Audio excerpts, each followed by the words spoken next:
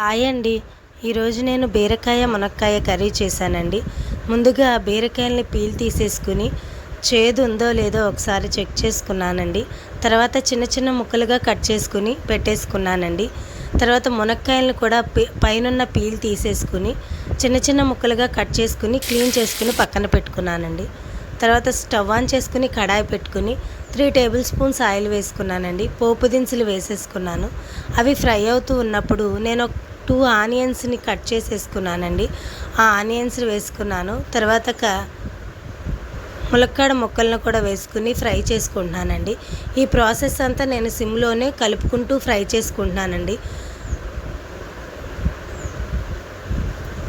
కొంచెం కరివేపాకు కూడా వేసుకున్నానండి. ఈ కరివేపాకు వేసుకున్న తర్వాత నేను 2 పచ్చిమిర్చిని కట్ చేసుకుని వేసుకున్నానండి. 5-6 వెల్లుల్లి రెబ్బలను కూడా దంచుకుని వేసుకున్నానండి.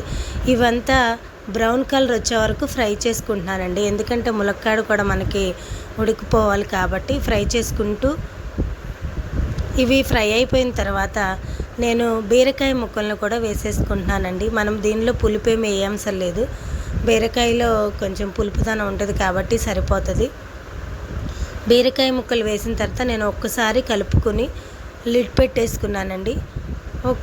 మీడియం ఫ్లేమ్లో పెట్టుకొని మగ్గించుకుంటున్నాను. బీరకాయలో ఉన్న వాటర్ ములక్కాడ ఉడకడానికి సరిపోతుందండి. సపరేట్గా వాటర్ కూడా ఏమీ వేయంసరం లేదు. బీరకాయలో వాటర్ కొంచెం ఇంకిపోయిన తర్వాత నేను కొంచెం సాల్ట్, కొంచెం పసుపు వేసేసుకుని ఒక 5 మినిట్స్ మళ్ళీ కలుపుకుంటూ ఫ్రై చేసుకుంటున్నానండి. ఇవి ఫ్రై అయిపోయాక 2 టేబుల్ స్పూన్స్ కారం కూడా వేసేసుకున్నానండి.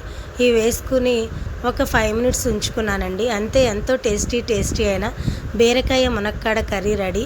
నచ్చితే లైక్ చేయండి. ఇలా ఒకసారి ట్రై చేయండి. చాలా టేస్ట్గా కూడా ఉంటుంది.